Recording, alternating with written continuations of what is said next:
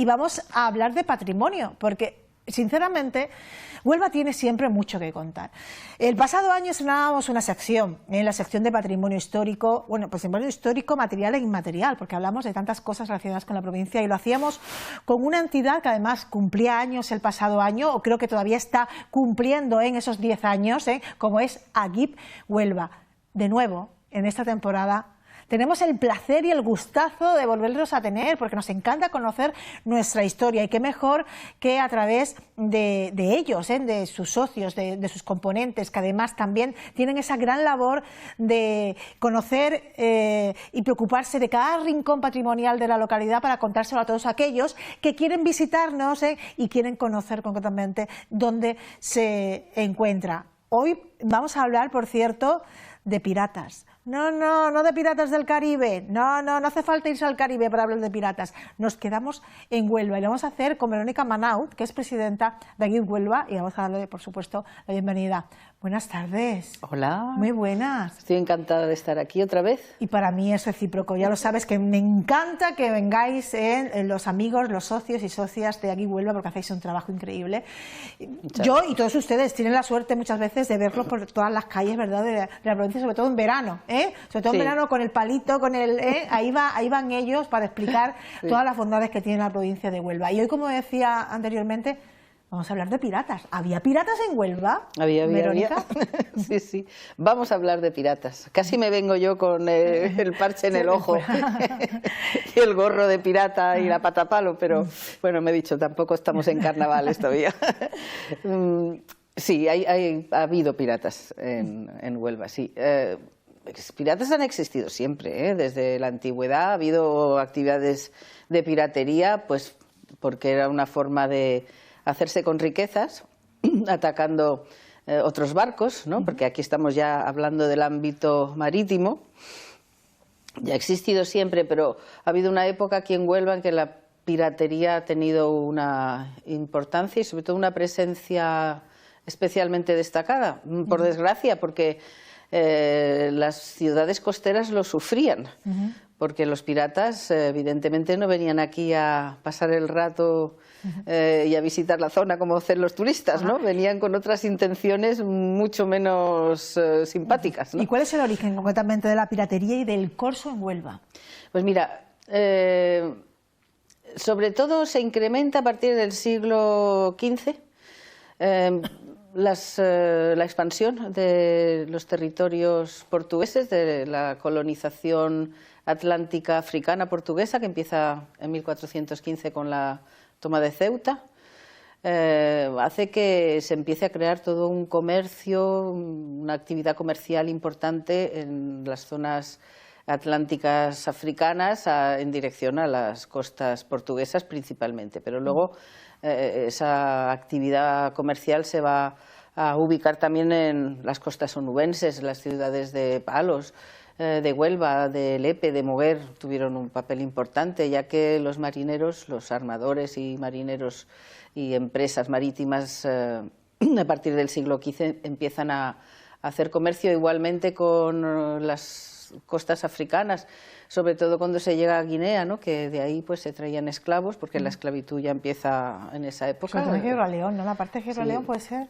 Bueno, Gibraleón es una de las ciudades que albergó a una familia muy importante, que luego tuvo también un rol muy importante con la defensa de los territorios, que fue la familia de la Vega, los Garrocho, ¿no? Los que se conocen popularmente como Garrocho, que luego hablaremos un poquito de ellos cuando hablemos de los sistemas defensivos, ¿no? Pero bueno, muchas familias, los mismos los Pinzones también, que establecieron una relación comercial con el norte de África, con Guinea, lo que los portugueses llamaban la mina. De ahí traían esclavos, traían oro, traían especias, o sea, un comercio económicamente rentable para las empresas de Huelva de esa época, ¿no? Entonces, a partir de ahí empiezan a llegar... Bueno, primero los primeros piratas fuimos nosotros.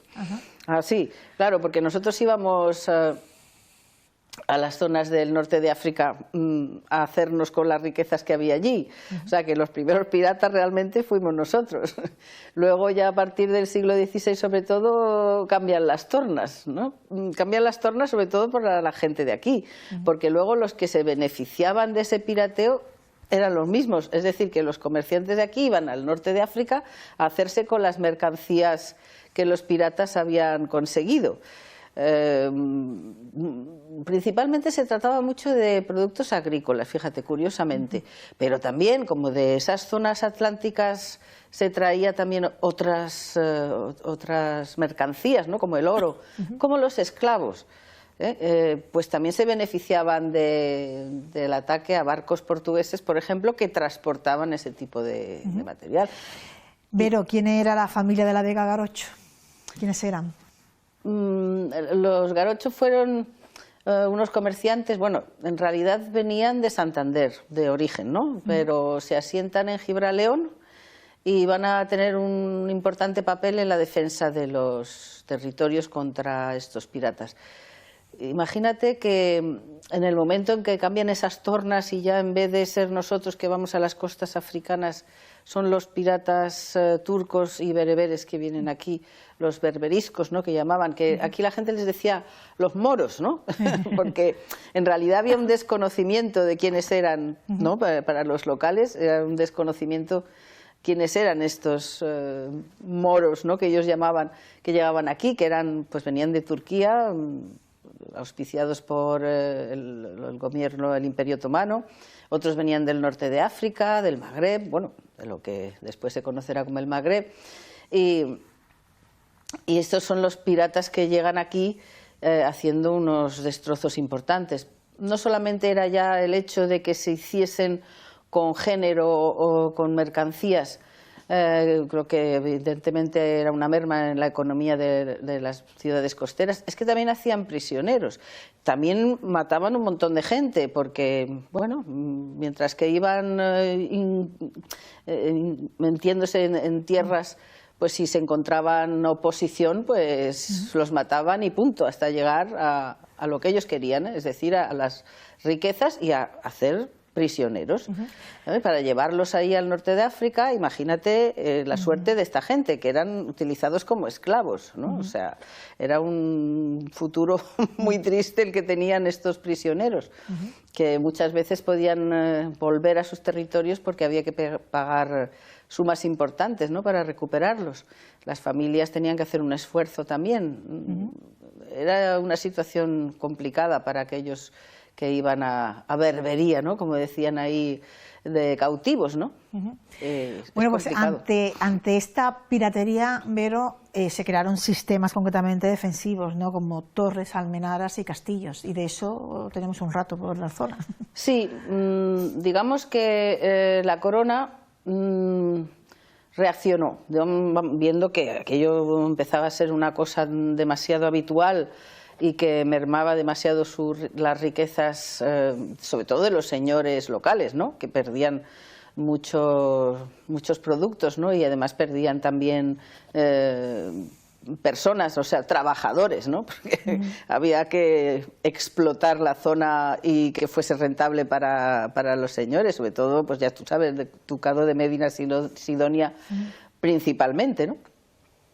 Entonces, sobre todo a partir del siglo XVI, en el reinado de Felipe II, se empiezan a construir lo que son las torres almenaras, de las que hubo unas 15, ahora creo que quedan como unas 12, en distintos estados de conservación, no todas en buen estado de conservación, algunas se han recuperado, como la que se encuentra en Ayamonte, en fin, otras están prácticamente desaparecidas.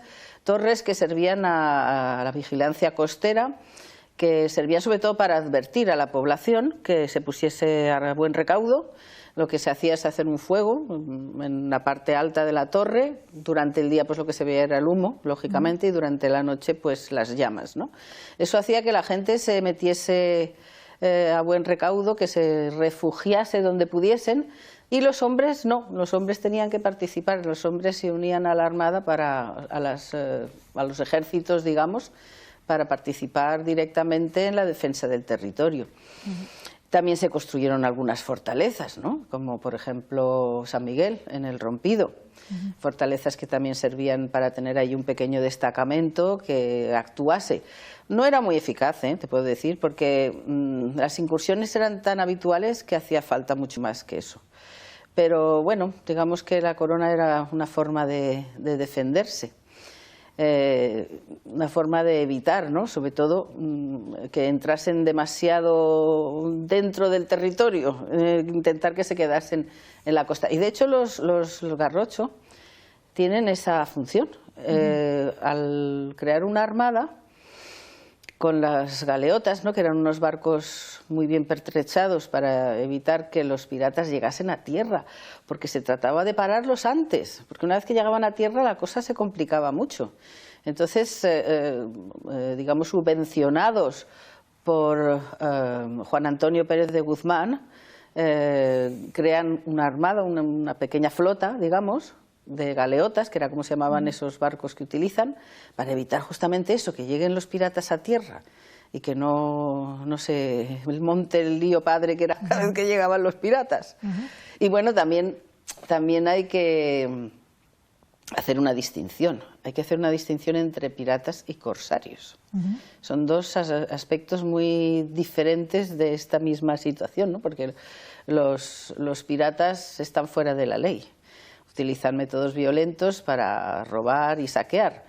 Pero el corso fue otra historia. El corso fue una historia muy peculiar y muy interesante porque estaban subvencionados. Los corsarios estaban auspiciados pues, por la corona, por los nobles, por las ciudades costeras, por los burgueses, los ricos burgueses que querían beneficiarse también de esta actividad, porque se trataba, por ejemplo, en la época en que hubo conflicto entre España y Portugal, en la época de los Reyes Católicos, hasta que se firmaron los tratados de Alcazobas-Toledo, de Tordesillas, pues se interesaba mucho atacar los barcos portugueses que traían riquezas y tenían licencia de corso. La corona se quedaba un porcentaje de los beneficios. Ahí viene lo de licencia de corso. Claro, la patente de corso. Eso, patente de corso. La patente de corso que viene del latín cursus, que significa carrera o persecución, porque se trataba de eso, de perseguir los barcos y hacerse con las mercancías que llevasen y con la embarcación misma, que también era importante, porque un barco lleva también un costo, ¿no? Un dinero que hay que invertir para tener barcos, ¿no? Entonces, para la corona era muy rentable, se quedaban con un X porcentaje de ese material lo que hubiese ahí en el barco. Era una forma de que hubiese una armada sin tener ellos que poner ni un duro, porque digamos que los armadores con licencia de corso ponían sus barcos, la tripulación y todos los armas, los pertrechos necesarios. Por lo tanto, para la corona también fue muy interesante, era una forma de aumentar la armada sin tener que invertir. Entonces, el corso era rentable para todos, menos para los atacados, claro, que eran los únicos que perdían ahí, lógicamente. Pero nos invadían piratas muy célebres, ¿no? Sí. Barbarroja, Solimán el Negro, Papasali. Sí, Barbarroja, bueno, estaba subvencionado por el Imperio Otomano. Es que hay algunos como Barbarroja y su hermano Ahud, eran más que piratas, porque como tenían eran corsarios para Sulimán I, digamos que era el dirigente en el Imperio Otomano en esta época, y llegaron a tener puestos y cargos importantes, ser gobernadores de territorios como Argel, en fin, eran bastante más que piratas en ese sentido. Y aquí hicieron tremendas racias, ¿no? O sea, las consecuencias de su presencia aquí fueron bastante terribles. No solamente Barbarroja, que se llamaba así porque tenía la barba roja, vaya. Porque era pelirrojo, no imagino, ¿no? Sí. Sino su hermano Ahud, que fue todavía peor que él, fue mucho más dañino que su hermano mayor. Pues ha tenido más popularidad en Barbarroja. Yo creo que es por el nombre, ¿no? Debe ser por eso. Que llama como mucho la atención, pero Ahud creo que era bastante bastante peor que su hermano, sí. Bueno, luego también Sulimán, bueno, era uno más local, vamos a decir, ¿no? Era más de aquí, de la zona, ¿no? Pero ellos, Barbarroja y su hermano, actuaban en todo el Mediterráneo, en Grecia, en un montón de zonas que no solamente era la península ibérica, o sea que su radio de acción era muy grande, era muy amplio. Unos personajes curiosos, sí, sí. Solimán el Negro y Papasali. Papasali tuvo conflictos gordos con los garrochos. Sí, sí, ¿no? Ajá. Sí, sí, parece ser que lo atraparon, se escapó. Bueno, en fin, hay ahí toda una leyenda en torno a Papasali que terminó, pues eso, ejecutado, porque bueno, cuando ya los pillaban, su final no era muy bueno, lógicamente. ¿Cuánto combustible histórico tiene la provincia de Huelva, verdad, Verónica? Absolutamente, sí, sí, porque es un espacio que ha sido transitado por muchos pueblos, sí, en muchas circunstancias. Hay que decir que lo mismo que nosotros nos vimos atacados por esos piratas berberiscos y turcos, también nosotros atacábamos en otras épocas muchos barcos que pasaban por aquí, que venían de Francia, barcos franceses, barcos ingleses, holandeses, italianos, portugueses, o sea, que nosotros tampoco te creas que nos hemos quedado atrás en esto de la piratería y la patente de corso, o sea que es increíble cuando empiezas a profundizar un poco en esto, además el tráfico que había ya en el siglo XV y XVI en el estrecho de Gibraltar es impresionante. Hoy en día el tráfico de barcos en el estrecho es brutal. Pues claro, hay un montón de cargueros que vienen del Atlántico Norte, que pasan al Mediterráneo y al contrario, entonces hay mucho tráfico. Pero es que es increíble cómo en esa época ya había un tráfico importantísimo en todo el estrecho. Y claro, pues eso tenía sus consecuencias y pasaban todos por aquí, por delante. Luego vinieron los vikingos, luego vinieron los normandos, todos esos pasaron por delante nuestro también.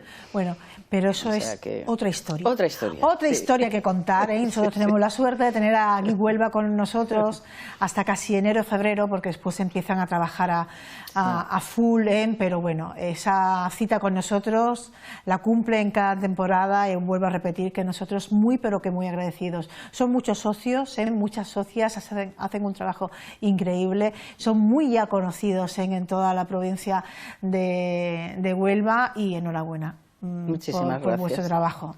Gracias a vosotros por darnos siempre este espacio para, pues no sé, para darnos a conocer y también para promocionar el patrimonio que aquí tenemos, que para nosotros es muy, muy importante.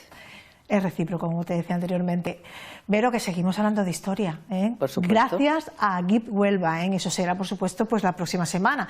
Hemos tenido en este día la ración de piratas, porque sí, había piratas concretamente en nuestra zona. Y por cierto, muchas gracias, porque además está un poquillo resfriada y ha venido a su cita, O sea que doble agradecimiento. Gracias. Nos vamos ahora a la publicidad y volvemos dentro de muy poquito aquí en La Tarde.